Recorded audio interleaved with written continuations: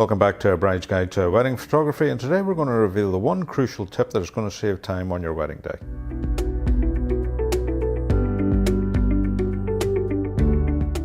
Hi, I'm Ken McBride, founder of A Bride's Guide to Wedding Photography.com, and today we're going to reveal 3 more tips.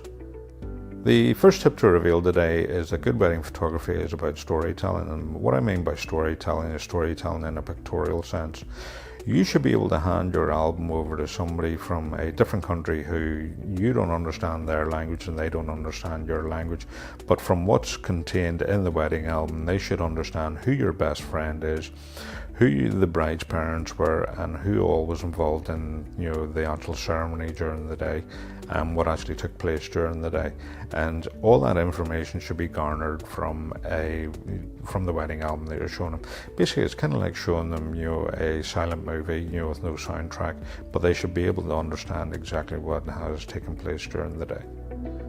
The second tip to reveal today is a budgeting tip, and it's regarding wedding photography. If you've got very little budget for wedding photography, but you're splashing out on having an open bar and having the very best wine, what I'd suggest is invest in things that are going to last the longest.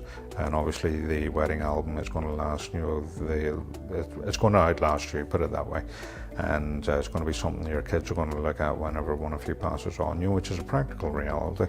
And as soon as somebody does pass on, the first thing that comes out is the wedding album, and it just evokes memories and pleasant memories, which should be invested in, obviously, more so than investing in having the very best of wine or having an open bar, which is in my eyes it's a silly investment to make, and you should have more of a budget set aside for the likes of wedding photography, good quality wedding photography, that is.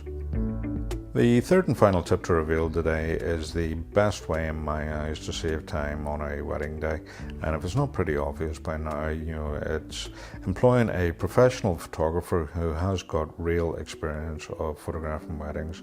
There's different running orders and different timings during the day, and an experienced photographer knows exactly how long everything's going to take on the day and is going to be able to factor everything in. And obviously if you've employed a professional photographer, you're going to have had a meeting with them prior to the wedding and got everything sorted out timing wise.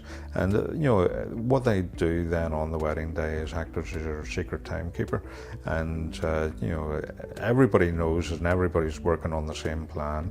And definitely best way to save time on a wedding day is employ a professional photographer. Well, that brings us to the end of this week's tips that we're going to reveal, and hopefully you find those 3 tips pretty useful. If you know anybody who would benefit from any of those tips, share it on out to them on their timeline, and they'd obviously appreciate getting a bit of advice every now and then from a qualified source. And so share it on out. If you liked any of these tips, give it a like, and if you want to see any more of it, you can subscribe to the YouTube channel if you're watching it on YouTube, or else like the page if you're watching it on Facebook. And I suppose the next thing to do is to see how many tips we're actually going to reveal next week. So it's back to the dice, and next week we're going to reveal 2. I can't do anything about this. I'll probably throw an etiquette tip or something like that in. And so next week's 2 tips are coming out of the jar, and that's both the tips. So that's what we're going to reveal next week. I'll throw an etiquette tip in as well. So if you've watched up to now, thanks very much, and I'll chat to you soon.